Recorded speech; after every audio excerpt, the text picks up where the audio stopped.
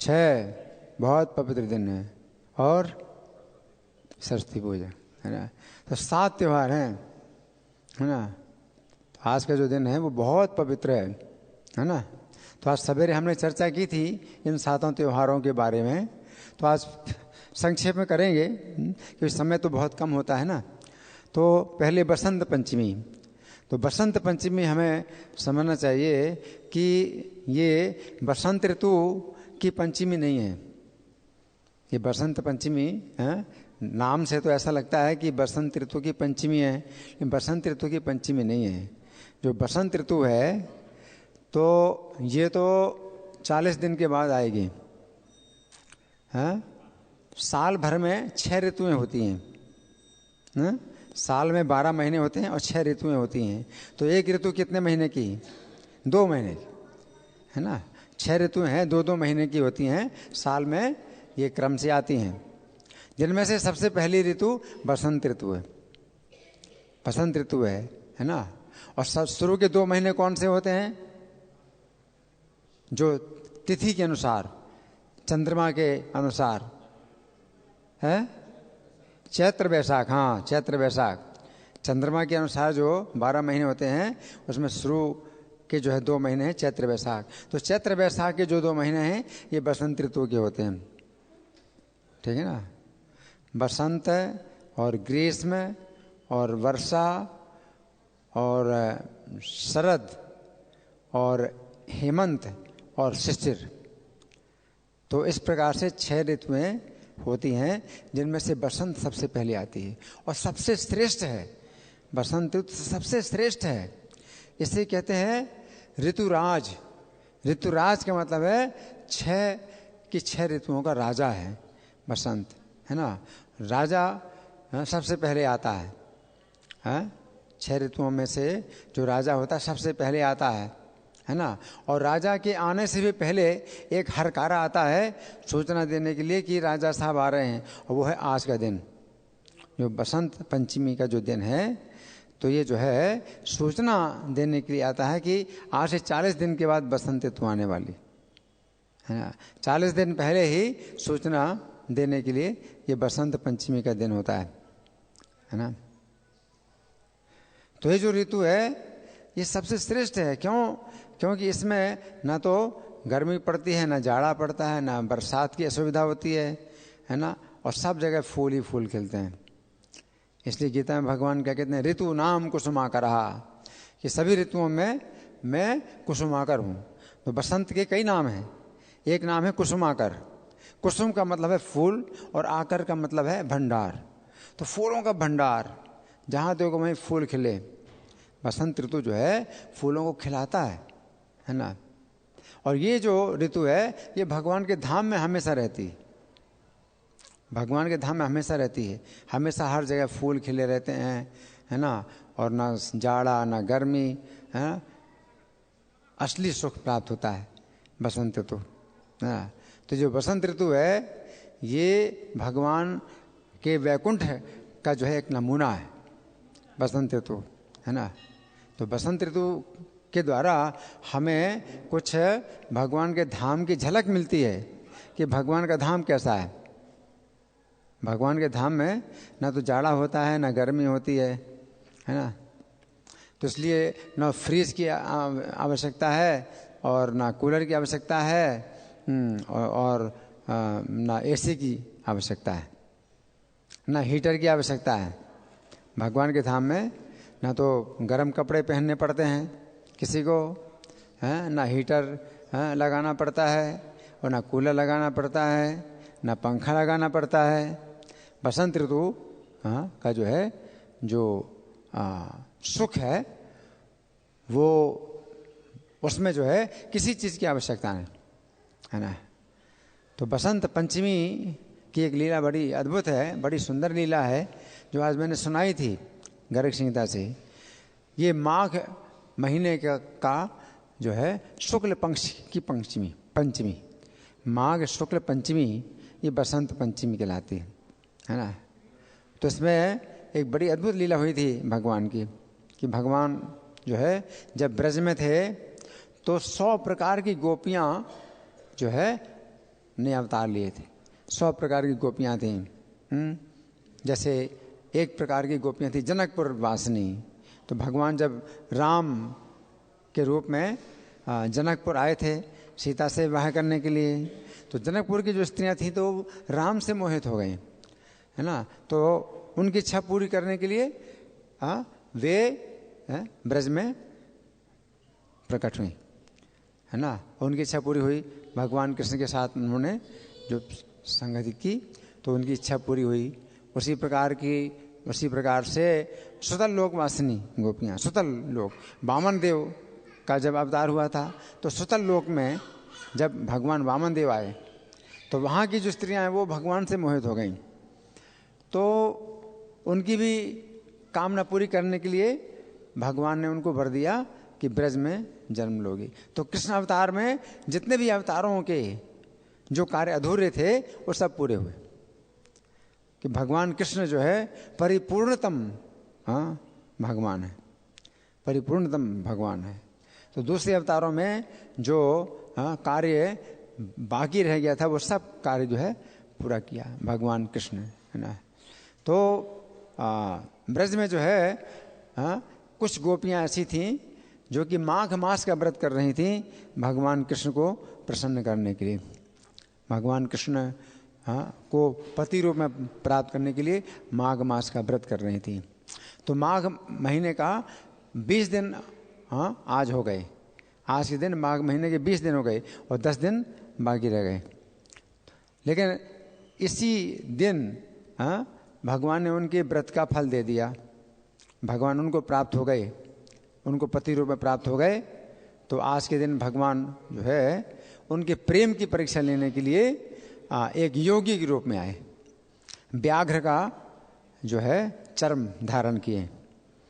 भगवान कृष्ण ने अपना गोप वेश को छोड़ करके एक योगी के वेश में आए, योगी के वेश में आए तो व्याघ्र का चर्म धारण किए हैं, व्याघ्र चर्म धारण किए हैं, सब पूरे शरीर में भभूत रमाए हैं और जटाओं का मुकुट धारण किए और बंसी बजा रहे, बंसी बजाते हुए हैं।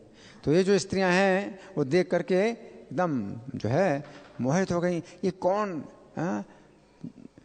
इतना सुंदर योगी है, ये अपने घर को छोड़ करके शायद अपनी पत्नी के कठोर वचनों को सुन करके घर छोड़ दिया इसने, अब इसकी पत्नी कैसे जीवित रहेगी। इसने घर छोड़ दिया है और अपने घर की सब जिम्मेदारियां छोड़ दी हैं और ये वन में विचरण कर रहा है, इसकी पत्नी कैसे जिंदा रहेगी, इसकी माता कैसे जिंदा रहेगी। इस प्रकार से जो है वो मोहित हो रही, ये गोपियाँ मोहित हो रही हैं। और फिर सब झुंड की झुंड इस योगी के पास आई कि आप कौन हैं, आपका नाम क्या है, आप कहाँ जा रहे हैं, आपने कौन सी सिद्धियाँ प्राप्त की हैं, कई प्रश्न पूछे।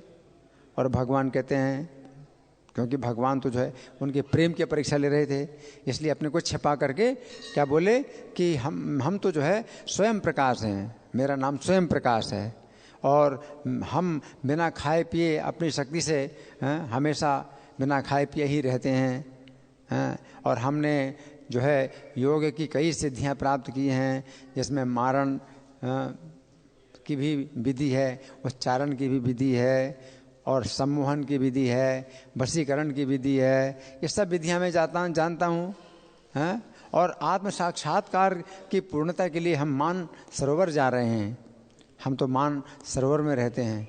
तो इस तरह से भगवान ने अपनी कहानी बना दी, है ना।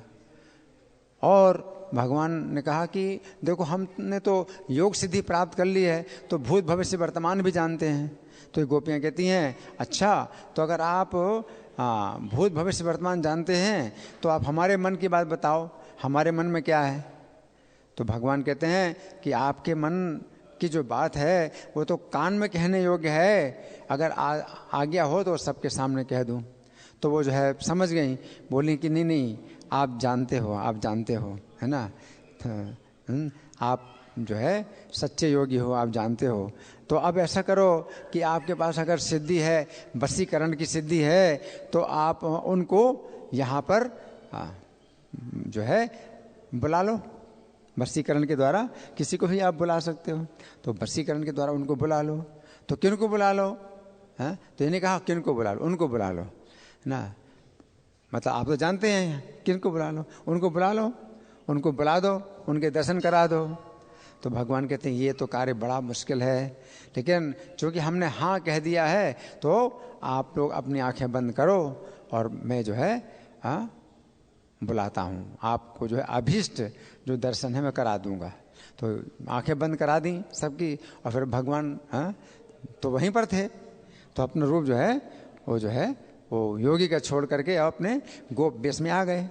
और फिर जब आंखें खोली इन गोपियों ने तो माना कि बड़ा जो है योगी, बड़ा बहुत सिद्ध योगी थे, उन्होंने जो है बुला दिया। तो इस तरह से भगवान ने उनके साथ रास किया, है ना। तो ये आज के दिन जो है ये लीला हुई थी भगवान की, तो बड़ी जो है दिव्य लीला है ना। तो बसंत पंचमी के बाद श्रीमती विष्णुप्रिया देवी आविर्भाव।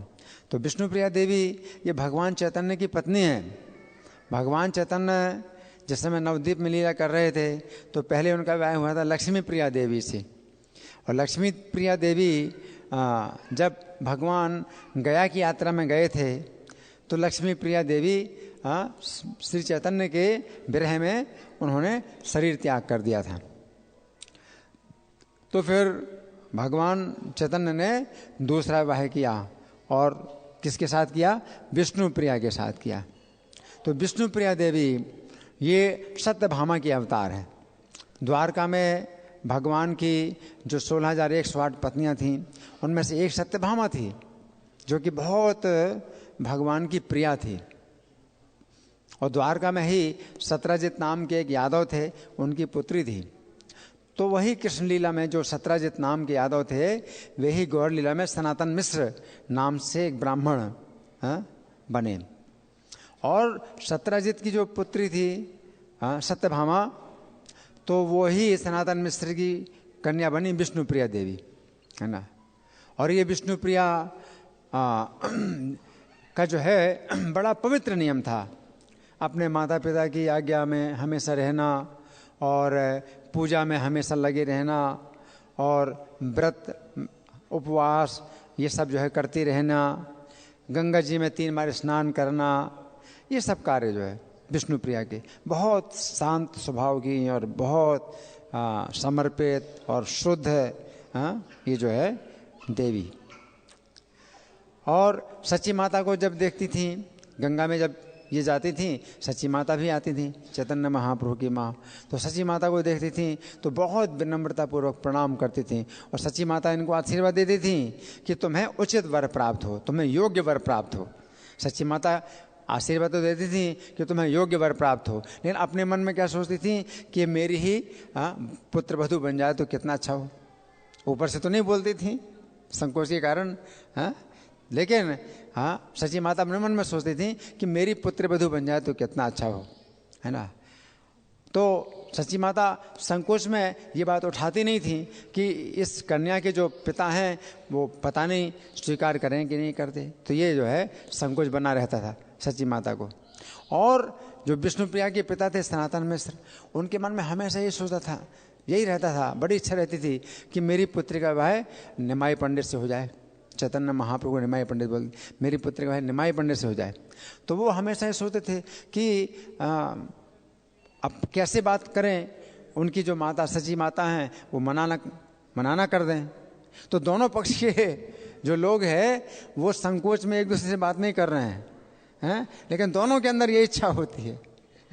तो सनातन में से सोचते हैं हमारे अंदर तो बहुत कमियां हैं, सची माता कैसे जो है हमारी पुत्री को अपनी पुत्र वधू बनाएंगी। और सची माता सोचती हैं हम तो बड़े निर्धन हैं, तो ये सनातन मिश्र अपनी पुत्री को हमारे पुत्र के साथ कैसे विवाह करेंगी।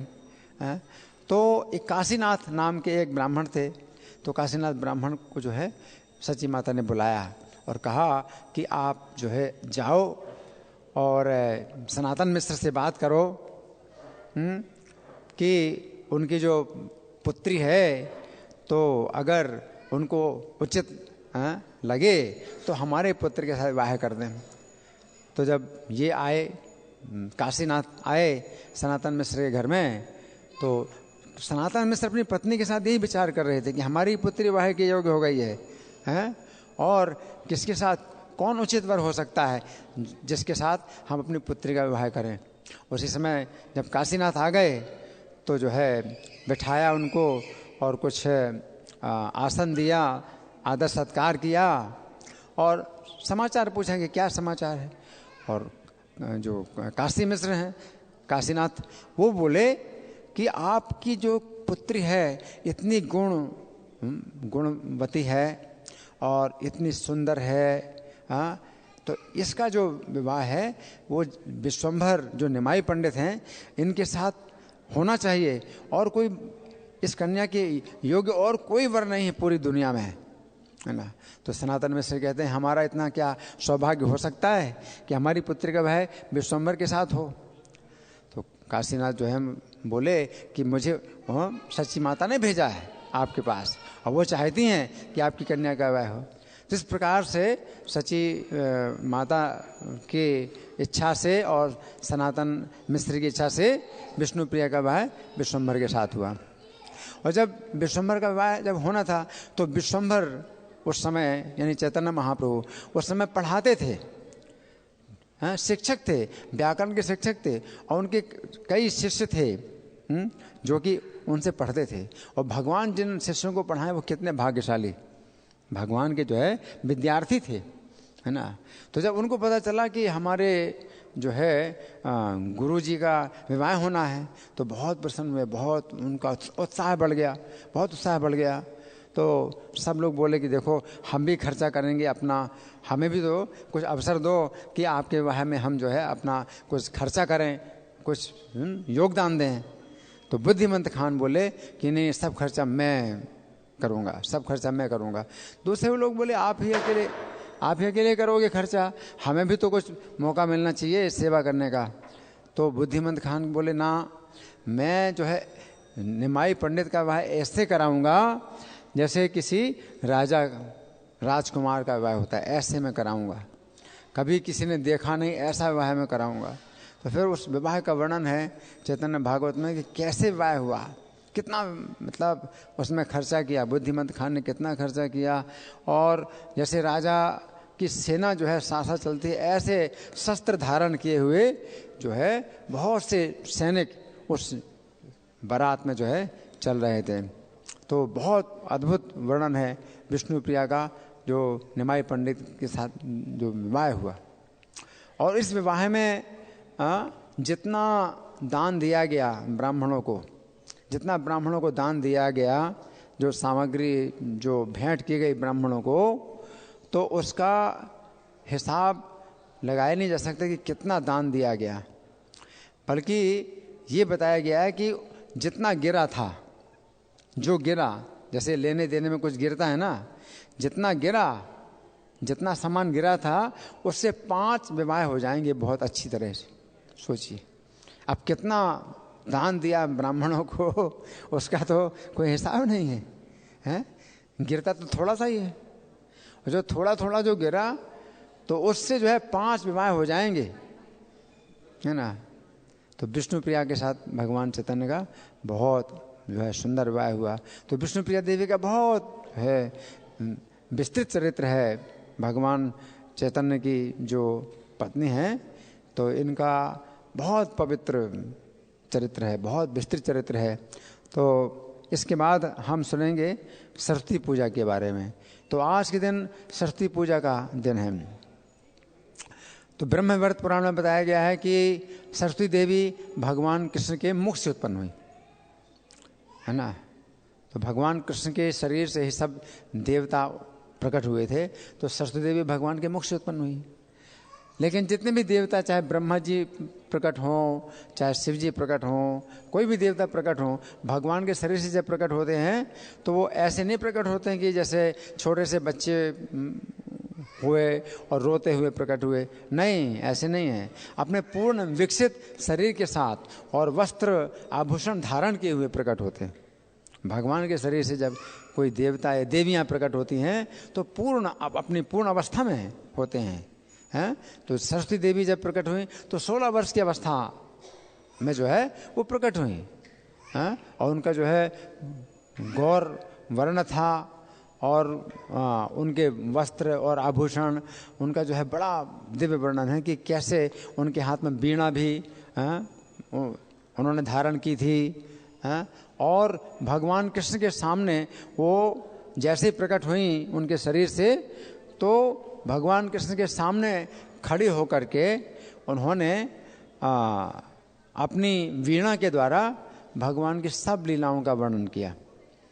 जितने कल्पों में, अलग अलग युगों में भगवान के जितने अवतार हुए थे, उन सब का एक एक करके उन्होंने गान किया।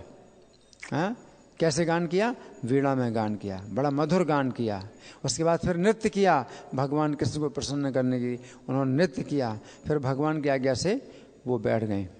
तो आज के दिन भगवान कृष्ण ने स्वयं ही सरस्वती देवी की पूजा की थी, और पूजा की परंपरा इस प्रकार चली। लेकिन कलयुग में हम लोग पूजा नहीं करते हैं, सरस्वती पूजा नहीं करते हैं, कि कलयुग में ये बताया गया हरि नाम, तो हरि नाम कीर्तन से ही सब पूजा हो जाती है। अन्यथा भगवान कृष्ण ने सरस्वती की पूजा की विधि स्थापित की। और सरस्वती देवी एक ऐसी देवी हैं जो सब शास्त्रों की माता हैं, सभी वेदों की माता हैं, और सभी विद्वानों की माता हैं। तो सरस्वती देवी की कृपा से हम भगवान का कुछ गुणगान कर सकते हैं, और भगवान का जो है वर्णन कर सकते हैं, भगवान की महिमा बता सकते हैं। सरस्वती देवी की कृपा से हम भगवान का संदेश दूसरों को दे सकते हैं। तो सरस्वती देवी की कृपा की बहुत आवश्यकता होती है हम लोगों को, है ना। तो आज सरस्वती पूजा का दिन है। विश्वनाथ चक्रवर्ती ठाकुर का तिरुभाव दिवस है आज। तो विश्वनाथ चक्रवर्ती ठाकुर एक ऐसे महान भक्त हुए हैं और महान विद्वान हुए हैं कि जिनका लिखा हुआ गुरुवष्टकम हम रोज़ गाते हैं। सबसे पहला हमारा जो कार्यक्रम होता है मंगल आरती का, सवेरे 4:30 बजे मंगल आरती होती है। तो उसमें हम जो प्रार्थना गाते हैं तो विश्वनाथ चक्रवर्ती ठाकुर का लिखा हुआ वो प्रार्थना है ना।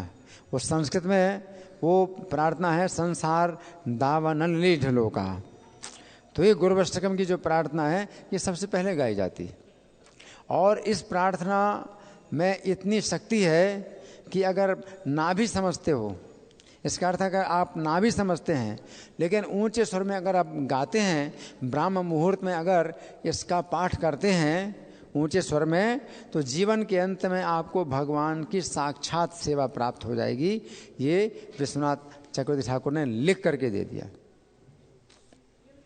गुरुवष्टकम की महिमा में उन्होंने लिख करके दे दिया है कि श्री गुरुवष्टकम उच्चैर ब्राह्मे मुहूर्ते पठति प्रयत्नात्,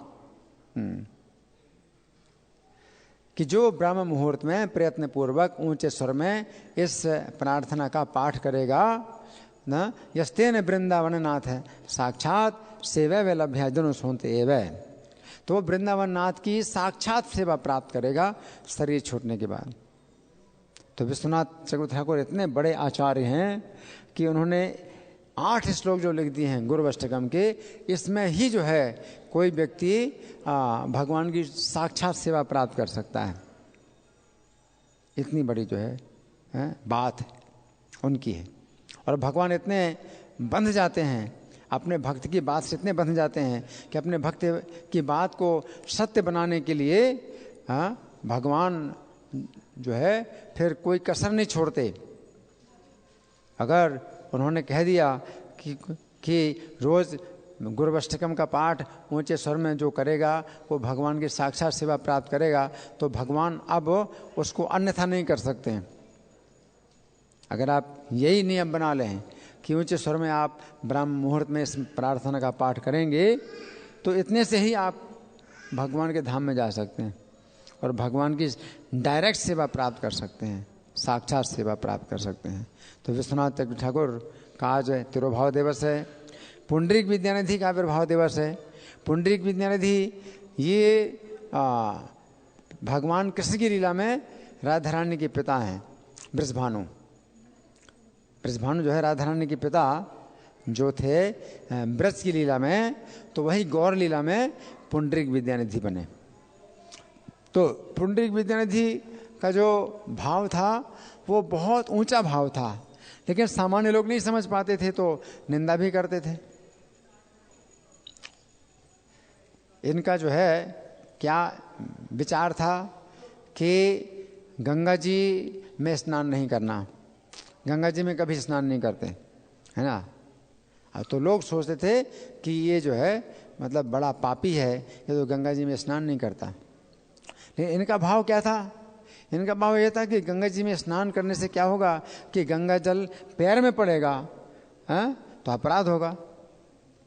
तो इस भाव से गंगा में स्नान नहीं करते थे। तो भगवान तो भाव देखते हैं ना कि किसका कैसा भाव है ना।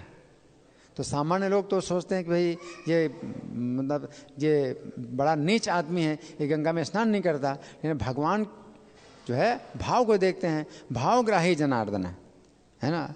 तो उनका भाव ये है कि गंगा जी में स्नान करने से अपराध हो जाएगा। तो भगवान के बहुत बड़े भक्त, भगवान की नज़रों में बहुत बड़े भक्त थे, है ना। और गंगा जी का दर्शन करने भी नहीं जाते थे, दिन में गंगा जी का दर्शन करने नहीं जाते थे, है ना।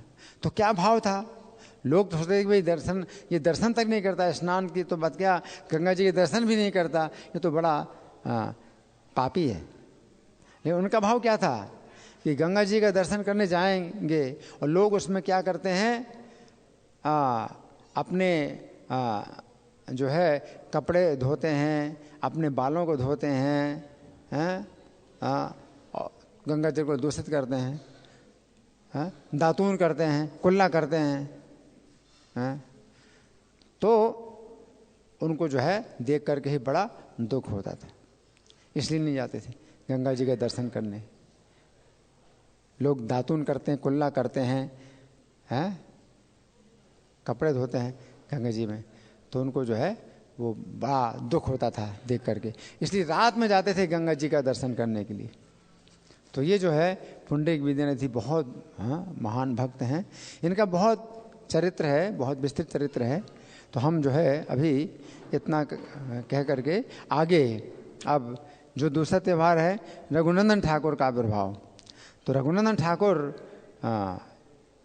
ये जो है मुकुंद दत्त के पुत्र थे। मुकुंद बहुत बड़े भक्त थे, भगवान कृष्ण के संगी हैं मुकुंद। उनके पुत्र थे रघुनंदन। तो जब छोटे थे रघुनंदन, बिल्कुल छोटे से बालक थे, हो गए 5 साल के होंगे, तो 5 साल का बालक था। और मुकुंद जो है चिकित्सक थे, वैद्य थे। तो किसी चिकित्सा के कार्यवश अपने घर से उनको जाना पड़ा बाहर। तो अपने पुत्र रघुनंदन को बोला कि तुम जो है गोपीनाथ जी की सेवा, उनके घर में जो गोपीनाथ जी की सेवा होती थी, तो गोपीनाथ जी की सेवा कर देना तुम, क्योंकि मुझे तो कुछ कार्यवश बाहर जाना है। तुम गोपीनाथ जी की सेवा कर देना, गोपीनाथ जी को भोग सही से लगा देना। तो 5 वर्ष का बालक, जितनी उसकी बुद्धि थी उसके अनुसार उसने जो समझा वैसा किया। अब बच्चा जो है जितना उसको समझ में आता है वही करता है। तो बच्चा जितना समझता है उतना ही करता है। तो उस बच्चे ने क्या किया कि जो भोजन है वो बना करके और गोपीनाथ जी के सामने वो जो है खड़ा हो गया और आंखें बंद की और थोड़ी देर तक खड़ा रहा। आंखें खोली तो देखा कि गोपीनाथ जी ने तो कुछ लिया ही नहीं। अब भगवान को भोग लगाने की विधि तो यही है कि भगवान कुछ लेते नहीं हैं, कुछ खाते नहीं हैं, वो देख करके ही उसका स्वाद ले लेते हैं। भगवान को तो भोग, भगवान के भोग लगाने की विधि तो बड़ी दिव्य होती है। लेकिन बच्चा क्या समझे? बच्चा तो ये सोचता है कि पिताजी ने कहा कि भोग जो है भगवान को देना है, भगवान को मतलब खिलाना है। तो बार बार बोलता खाओ खाओ खाओ खाओ, हाँ मेरे पिताजी बहुत नाराज होंगे, तुम मुझसे नहीं खा रहे हो, और रोने लगा। तो बच्चा रो रहा है। अब ऐसे में भगवान जो है बेबस हो गए और उन्होंने हाथ से उठा करके खाया हाथ से उठा के खाया और जितना था भोजन वो सब भगवान ने खा लिया। अब जब मुकुंद आए घर में। बोले भगवान को भोग लगाया? बोले हाँ भोग लगाया भगवान को। तो बोले लाओ प्रसाद लाओ। कहता प्रसाद? प्रसाद कहाँ से लाएं? तो भगवान ने खा लिया। अब मुकुंद सोचते हैं कि ये बालक जो है ये सरल स्वभाव का बालक है, झूठ कैसे बोल सकता है। लेकिन साथ साथ संशय भी हुआ कि शायद खुद खा लिया। अब खुद खा लिया तो एक निष्कर्ष नहीं उनको मिल रहा, पूरे निश्चित रूप से कुछ भी नहीं निश्चित हो रहा है कि मतलब क्या सही है क्या गलत है। इसने खुद खाया, इसमें भी संदेह है कि खुद कैसे खा सकता है। सरल प्रकृति का बालक है, झूठ नहीं बोल सकता। और दूसरा, भगवान कैसे खा सकते हैं? भगवान तो देख करके ही भोग लगाते हैं, हाथ से तो उठा के मुंह में डालते नहीं, तो कैसे हो सकता है। तो दूसरे दिन जो है मुकुंद ने फिर कहा अच्छा मैं जा रहा हूँ। अब इस बार तो नाटक किया, अच्छा मैं जा रहा हूँ तुम भोग लगाओ है। और चुपके से लौट के आ गए और छिप करके बैठ गए देखने के लिए कि क्या करते हैं। इस बार जो है लड्डू को भोग लगाना। तो ये बालक जो है रघुनंदन भगवान के जो है हाथ में लड्डू दे दिया, खाओ खाओ खाओ। तो बालक की जिद से भगवान खाने लगे। लेकिन जब नजर पड़ी सामने जो है मुकुंद छिप करके देख रहे हैं, तो भगवान ने आधा खाया था तो आधा ही रह गया। फिर नहीं खाया। कोई दूसरा व्यक्ति देख रहा तो नहीं खाया, तो आधा ही रह गया। तो अभी भी वो भगवान के हाथ में आधा लड्डू है। जहाँ वो थे श्रीखंड में वहाँ गोपीनाथ जी, तभी उनके हाथ में आधा लड्डू है ना। तो ये जो है मतलब बालक की सरलता से और तीव्र प्रेम के कारण भगवान ने ऐसा किया जो ऐसा कभी नहीं करते। भोग हमेशा भगवान लगाते हैं, लेकिन देख करके ही लगाते हैं, वो भोग लग जाता है, भगवान का प्रसाद बन जाता है ना। लेकिन एक बालक के जो है अनुरोध से जो है भगवान ने साक्षात खाया। तो रघुनंदन ठाकुर आज इनका आविर्भाव दिवस है, और रघुनाथ दास गोस्वामी आज इनका आविर्भाव दिवस है। तो यहाँ पर 6 जो मूर्तियाँ आप देखते हैं, तो 6 गोस्वामियों की मूर्तियाँ हैं। ये वृंदावन के 6 गोस्वामी हैं, उनमें से एक रघुनाथ दास गोस्वामी। तो रघुनाथ दास गोस्वामी का आज आविर्भाव दिवस है। तो ये जो है सप्तग्राम में कृष्णपुर नाम का एक जो है गांव है। सप्तग्राम का मतलब 7 गांवों का जो है मिल करके एक परगना बनता है। तो उसमें जो है इनके जो पिता थे गोवर्धन मजूमदार जमींदार थे। तो सप्तग्राम के जमींदार थे गोवर्धन मजूमदार, और एकमात्र पुत्र था रघुनाथ, एकमात्र पुत्र था रघुनाथ, है ना। और पैसा बेशुमार, कितना इनके पास धन था आप सोचिए कि कितना धन था।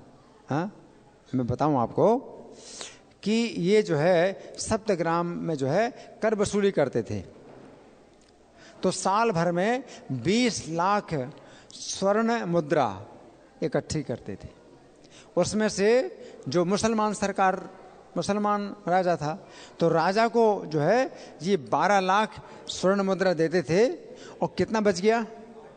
8 लाख स्वर्ण मुद्रा साल में इनका बनता था। आप सोचिए 8 लाख स्वर्ण मुद्रा साल में किसी को मिले, है ना।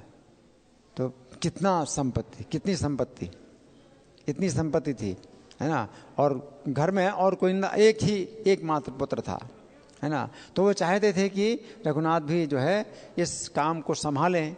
लेकिन रघुनाथ को भक्तों का कुछ ऐसा संग मिला कि चैतन्य महाप्रभु की महिमा का पता चला, चैतन्य महाप्रभु के चरित्रों का जब पता चला, तो फिर ये जो है इनका मन ऐसा बेचैन हो गया कि बस भगवान चैतन्य के साथ जाना है, भगवान चैतन्य के पास जाना है।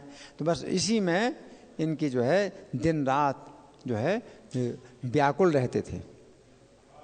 और घर छोड़ के भागते थे तो पकड़े जाते थे, तो जा नहीं सकते हैं, घर छोड़ के जा नहीं सकते हैं। तो बहुत जो है ये बेचैन थे। और जो माता थी वो भी बड़ी परेशान थी। वो इनके पिता से बोलती है कि हमारा पुत्र रघुनाथ तो पागल हो गया है, इसको बांध करके रखो। तो पिता गोवर्धन मजूमदार बड़े बुद्धिमान थे, वो बोले कि देखो इंद्र के समान हमारी संपत्ति है, जब संपत्ति से बंधा नहीं, बहुत बड़ा धन संपत्ति होती है उसी वो बंधन होता है, तो इस इतने बड़े धन से ये बंधा नहीं। और फिर अप्सरा के समान इसकी स्त्री है, विवाह भी कर दिया था, अप्सरा के समान स्त्री है, उससे नहीं बंधा, तो और इससे बड़ा बंधन और कौन हो सकता है जिससे इसको बांधा जाए है? और तुम कहती हो कि हमारा पुत्र पागल हो गया है, तो ये पागल जानती हो कौन कैसा पागल है? ये भगवान चैतन्य का पागल है। और चैतन्य के पागल को धन से और स्त्री से कभी बांधा नहीं जा सकता है, किसी भी बंधन में नहीं बांधा जा सकता है? हमारे हाथ में अब वो शक्ति नहीं कि हम इसको बांधें। और रघुनाथ को जो है फिर नित्यानंद प्रभु की शरण मिली, और नित्यानंद प्रभु ने फिर जब इनको आशीर्वाद दिया कि तुम जल्दी ही चैतन्य महाप्रभु को प्राप्त करोगे, तो फिर ये जो है इनको अवसर मिल गया भागने का। तो अपने घर से किसी प्रकार से जब भाग गए, नित्यानंद प्रभु की कृपा कुछ ऐसी हुई कि इनको भागने का अवसर मिल गया। तो भाग गए तो पैदल चलते चलते और बहुत तेज़ी दौड़ते दौड़ते ये जो है जगन्नाथपुरी पहुँचे। तो जगन्नाथपुरी पहुँचे, सप्तग्राम से जगन्नाथपुरी तो कई 100 किलोमीटर दूर है। और ये जो है पैदल भागते भागते पहुँचे, खाया नहीं, पिया नहीं, नहाया नहीं, कैसे मतलब बुरी हालत में जगन्नाथपुरी पहुँच गए, भगवान चैतन्य के चरणों में पहुँच गए रघुनाथ दास, है ना। तो फिर भगवान चैतन्य ने इनको अपने पास रखा। 17 साल तक भगवान चैतन्य की सेवा में रहे। लेकिन जब भगवान चैतन्य भी अपनी नित्य लीला में चले गए, इस पृथ्वी को छोड़ के भगवान चले गए अपने धाम, तो फिर ये जो है बड़े दुखी हुए और वृंदावन में आए। तो वृंदावन में शरीर छोड़ने के लिए आए थे कि वृंदावन में जाकर के गोवर्धन से जो है छलांग मार करके अपने शरीर को छोड़ दूंगा, इस भावना से जगन्नाथपुरी से आ गए वृंदावन में। लेकिन रूप गोस्वामी, सनातन गोस्वामी से जब ये मिले और इन्होंने अपनी बात बताई कि मुझे शरीर छोड़ना है, श्री चैतन्य के बिना मैं जीवित नहीं रह सकता, तो रूप गोस्वामी और सनातन गोस्वामी ने इनको समझाया कि देखो ऐसे शरीर मत छोड़ो, ऐसे शरीर मत छोड़ो। चैतन्य का जो तुम्हें विरह हो रहा है उसका एक उपाय है। क्या उपाय है? तुम रोज 3 घंटा श्री चैतन्य की लीलाएं सुनाओ, क्योंकि तुमने जो चैतन्य की लीलाएं देखी हैं वो किसी ने देखी नहीं। जगन्नाथपुरी में तुम उनके साथ रहे, 17 साल तक तुम उनके साथ रहे, तो तुमने जो लीलाएं देखी चैतन्य की वो किसी ने नहीं देखी। तो तुम अगर सुनाओगे हम लोगों को तो फिर ये लीलाएं संसार में प्रसिद्ध हो जाएंगी और लिखी जाएंगी। तो इन्होंने फिर जो है ये नियम बनाया, रोज 3 घंटा भगवान चैतन्य की लीलाएं सुनाते थे वृंदावन में। और उससे क्या हुआ, भगवान का साक्षात जो है संगति प्राप्त हुई। अगर आप भगवान के बारे में कुछ सुनाते हैं, भगवान के बारे में कुछ सुनते हैं, तो साक्षात भगवान की संगति का पूरा अनुभव होता है। तो फिर विरह का फिर उनको अनुभव नहीं होता था कि चैतन्य महाप्रभु की लीलाएं ये जो है रोज 3 घंटा सुनाते थे। और कृष्णदास कविराज जो है वहाँ एक बहुत बड़े भक्त थे जो कि भजन करते थे, तो उन्होंने इनके मुंह से लीलाएं सुन सुन करके एक ग्रंथ लिखा, और वो है चैतन्य चरितामृत। चैतन्य चरितामृत में जगन्नाथपुरी की जो लीलाएं हैं चैतन्य महाप्रभु की, उनका ज़्यादा वर्णन उन्होंने इनके आधार पर ही लिखा। इन्होंने जो बातें बताई जगन्नाथपुरी में, तो जो चैतन्य चरितामृत है उसमें अंत लीला में ज़्यादा भगवान की लीलाओं का वर्णन है। और कृष्णदास कविराज ने इनसे सुन सुन करके वो लीलाएं लिखी। कृष्णदास कविराज को तो भगवान चैतन्य का संग नहीं प्राप्त हुआ, तो इन्होंने आत्महत्या ना करके चैतन्य महाप्रभु जो लीलाएं सुनाई, उन लीलाओं से इनके जीवन की भी रक्षा हो गई और साथ साथ जो दूसरे लोग हैं पूरी दुनिया को भी चैतन्य महाप्रभु की लीलाओं का पता चला। अगर इन्होंने आत्महत्या कर ली होती तो चैतन्य महाप्रभु लीलाएं जो है फिर प्रकट ही नहीं होती, पता ही नहीं चलता भगवान ने क्या लीलाएं करी, है ना। तो रघुनाथ दास गोस्वामी बहुत विरक्त थे। इनकी विरक्ति जो है इतनी ज़्यादा थी कि एक बिंदु ऐसा आया कि ये दिन भर में केवल 1 दोना छाछ पी के रहते थे। सोचिए कितना कम खाना, ना कुछ खाना ना पीना, है केवल 1 दोना छाछ। 1 दोना में कितना होता है? 100 ग्राम, 100 ग्राम 150 ग्राम छाछ, इतना केवल पी के रहते थे, है ना। और कितना भजन करते थे, कितना भजन करते थे। तो इनका जो है मतलब बहुत अद्भुत चरित्र है ना। और एक बार ऐसा भी हुआ कि इन्होंने राधा रानी को अपने मन में खीर का भोग लगाया, मन में खीर बनाई और भोग लगाया। मानसिक सेवा, उसको मानसिक सेवा कहते हैं, है ना। तो जो बड़े बड़े वैष्णव होते हैं वो मानसिक सेवा करते हैं। तो राधा रानी को जो है खीर का भोग लगाया और मन में ही जो है वो राधा रानी ने इनको अपना प्रसादी खीर दिया। तो मन में ही उन्होंने खाया। अब बाहर से कुछ भी नहीं है, ना खीर है ना कुछ भोग लगाया, कुछ नहीं, बाहर से कुछ नहीं है। मन में ही जो है खीर बनाई और मन में ही भोग लगाया और राधा रानी ने जो दिया तो मन में ही खाया, है ना। और इनका क्या हो गया?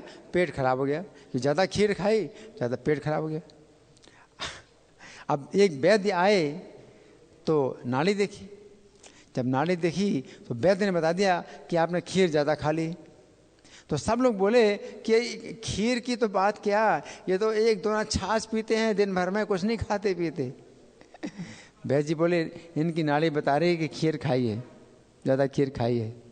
तो रघुनाथ दास गोस्वामी बोले कि हाँ आप ठीक कह रहे, मैंने मन में जो है राधा रानी को भोग लगाया था खीर का। श्री जय पताका स्वामी महाराज की जय। तो मन में ही जो है मैंने राधा रानी को भोग लगाया था और मन में ही खाया था। तो देखो कितनी मतलब इनकी जो है सेवा सच्ची है। मन के द्वारा भी भगवान स्वीकार करते हैं, राधा रानी मन के द्वारा भी स्वीकार करते हैं सेवा, है ना। अब वैसे तो हम लोग क्या करते हैं कि जो भी चीज़ें हैं बहुत अच्छे तरीके से बाज़ार से ख़रीद के लाते हैं और फिर भोग लगाते हैं, अच्छे तरीके से भोग लगाते हैं और मंत्र पढ़ते हैं, तब वो जो है हम प्रसाद बांटते हैं सब भक्तों को, है ना। लेकिन ये इतने विरक्त थे, राधा कुंड में रहते थे, इतने विरक्त थे कि कुछ ना मतलब आग जलाते थे, ना कुछ भोजन बनाते थे, कुछ नहीं खाना, केवल मांग करके 1 दोना छाछ पीना, इतना। लेकिन भगवान भी या राधा रानी भी इनकी सेवा का जो है कितना सम्मान करते हैं कि मन के द्वारा भी की गई सेवा राधा रानी ने स्वीकार की, है ना। अगर इनका पेट खराब हुआ तो इससे ये पुष्टिकरण हुआ कि राधा रानी को इन्होंने सचमुच भोग लगाया था और राधा रानी ने सचमुच इनको खीर दी थी, सचमुच इन्होंने खीर खाई, है ना। तो रघुनाथ दास गोस्वामी का जो है चरित्र बहुत दिव्य है। तो इस तरह से हमने 7 त्योहारों के बारे में चर्चा की है। अब आप लोगों की ओर से कोई प्रश्न है या कोई चर्चा, या मैं प्रश्न करूं? मैं प्रश्न करूं? ठीक है, तो मैं प्रश्न कर रहा हूं। जो विष्णु प्रिया देवी हैं, वो चैतन्य महाप्रभु से इनका क्या संबंध है? कौन बताएगा? विष्णु प्रिया देवी का, हाँ, महाप्रभु की पत्नी है ना। महाप्रभु की पत्नी है। तो ये पहली पत्नी, उनकी 2 पत्नियां थीं महाप्रभु की। तो महाप्रभु की पहली पत्नी है या दूसरी पत्नी? दूसरी पत्नी है, हाँ दूसरी पत्नी। पहली पत्नी का नाम क्या है? हाँ जी माता जी, लक्ष्मी भी। और आगे आई ना माता जी, आगे आई, हाँ धन्यवाद। तो ये जो है दूसरी पत्नी है। तो विष्णु प्रिया के विवाह में चैतन्य महाप्रभु का जब विवाह हुआ था तो किसने खर्चा किया था? ये थोड़ा कठिन प्रश्न है। नाम याद है? किसने खर्चा किया था? उसने कहा था कि पूरा खर्चा मैं दूंगा, करूंगा और राजा की तरह विवाह कराऊंगा, राजकुमार की तरह विवाह कराऊंगा। बुद्धिमंत खान ने पूरा खर्चा किया था। और इस विवाह में जो लेने देने में जो गिरा, वो कितना गिरा था? 5 विवाह हो जाए उससे इतना जो है, मतलब इन्होंने लेना देना किया था विवाह में कि जो गिरा था उससे 5 विवाह हो जाएंगे, है ना। तो इतना जो है मतलब विष्णु प्रिया का जो है मतलब महात्म्य है भगवान चैतन्य के, है ना।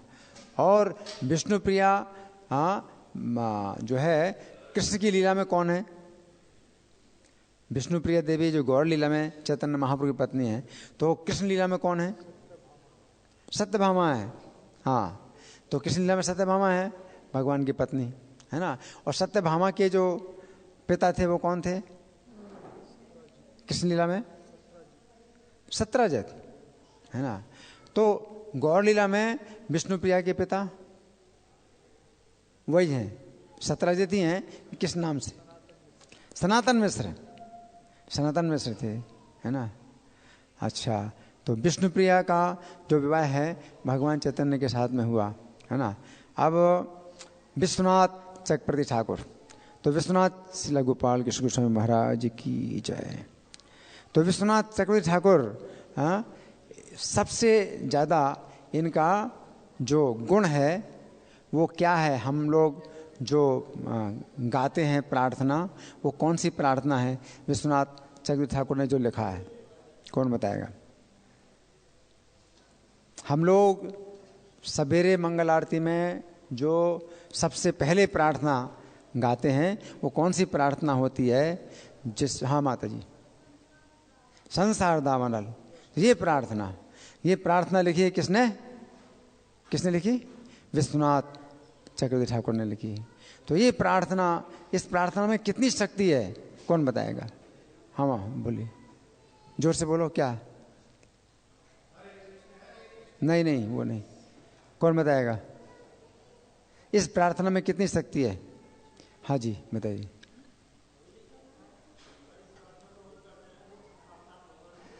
ये प्रार्थना किस समय करना चाहिए? हाँ, वो प्रभुपाद ने नियम बनाया 4:30 बजे का, लेकिन विश्वनाथ चक्रवर्ती ठाकुर ने जो महात्म बताया इस प्रार्थना का, वो कौन से समय में इसको गाया जाए? ब्राह्म मुहूर्त में। तो ब्राह्म मुहूर्त में गाया जाए। जो ब्राह्म मुहूर्त है वो 4:10 से 4:58 तक होता है, 48 मिनट का। इसमें जो है अगर प्रार्थना गाई जाए, और वो गाई जाए तो कैसे गाई जाए? ऊंचे स्वर में गाई जाए, है ना। श्रीमद् गुरु अष्टकमेत तो चैर ब्राह्म मुहूर्ते पढ़ती प्रयत्नात्। तो अगर प्रयत्न पूर्वक ब्राह्म मुहूर्त में इस प्रार्थना को गाया जाए, ऊंचे स्वर में गाया जाए, तो क्या होगा? साक्षात भगवान की सेवा प्राप्त होगी, है ना। तो इतना जो है बड़ा जो आदेश है वो विश्वनाथ चक्रवर्ती ठाकुर ने दे दिया। और भगवान इनके आदेश को जो है उल्लंघन नहीं कर सकते। भगवान बंधे हैं, अपने भक्त के वचन से बंध जाते हैं भगवान। तो विश्वनाथ चक्रवर्ती ठाकुर ने इतना बड़ा अवसर दिया है कि केवल इतने से ही जो है कोई व्यक्ति भगवान के धाम में जा सकता है, भगवान को प्राप्त कर सकता है ना।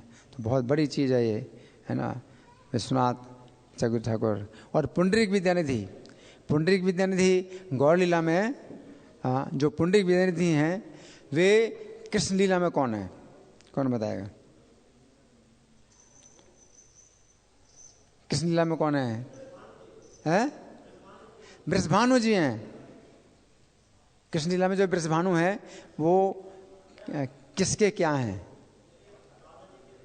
राधा रानी के पिता हैं, है ना। और गौर लीला में ये जो पुंडरीक विद्यानिधि हुए हैं, तो गौर लीला में राधा रानी भी आई। गौर लीला में राधा रानी किस रूप में आई माता जी?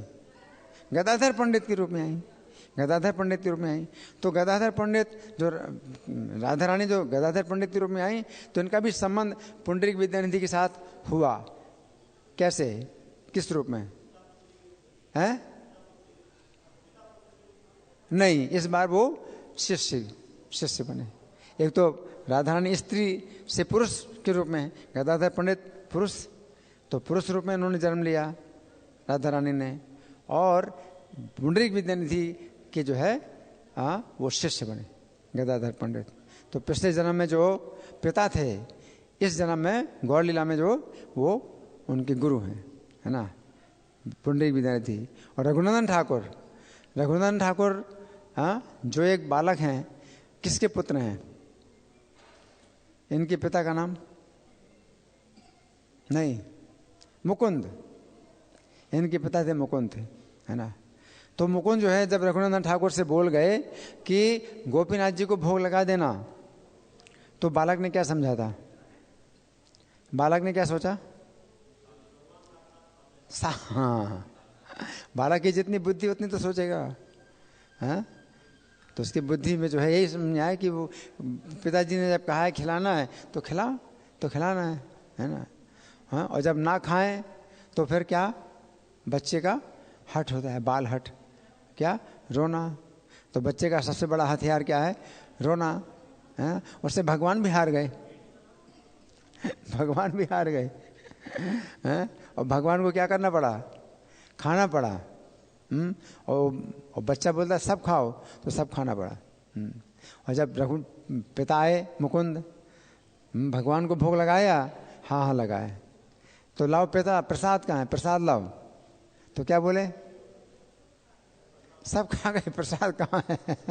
आपने प्रसाद के लिए तो बोला नहीं था कि प्रसाद बचाना है, तो सब खिला दिया, है। तो फिर दूसरी बार रघुनंदन मुकुंद ने नाटक किया। क्या नाटक किया? बहाना बनाया कि मैं जा रहा हूँ, लेकिन गए नहीं थे, छिप के बैठ गए देखने के लिए कि अब क्या करता है, देखें, है ना। और इस बार लड्डू का भोग लगाया, और जब भगवान खा रहे हैं, हाँ, और जब देखा कि वो बैठा है छिप करके देख रहा है, तो भगवान ने खाना बंद कर दिया आधा लड्डू खाया है ना। तो रघुनंदन ठाकुर का जो है इतना जो है वो है भक्ति का बल है ना। और रघुनाथ दास गोस्वामी के बारे में हमने सुना, इनके पिता का नाम क्या था? कौन बताएगा? कौन? हाँ, क्या नाम था पिता का? गोवर्धन मजूमदार। कहाँ के निवासी थे? सप्तग्राम, ठीक है, सप्तग्राम के निवासी थे, हैं। और ये जो है हमेशा भागना चाहते थे घर से।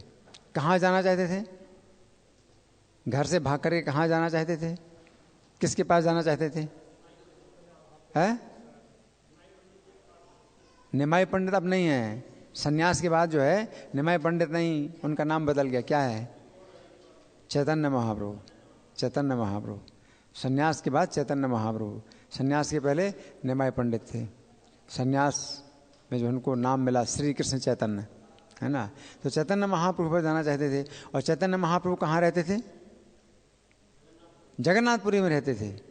तो ये हमेशा अपने घर से भाग करके जगन्नाथपुरी जाना चाहते हैं, लेकिन क्या जा पाते थे?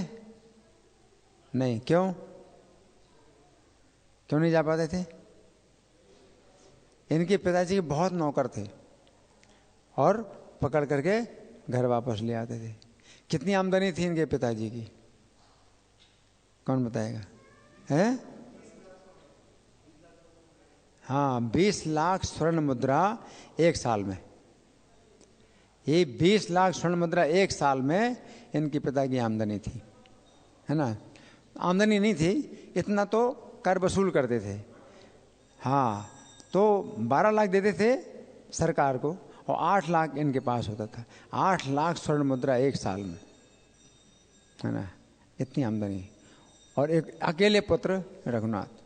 तो जब इनकी माता ने कहा, रघुनाथ दास की माता ने कहा कि हमारा पुत्र पागल हो गया है, इसको बांध के रखो, तो पिता ने क्या कहा?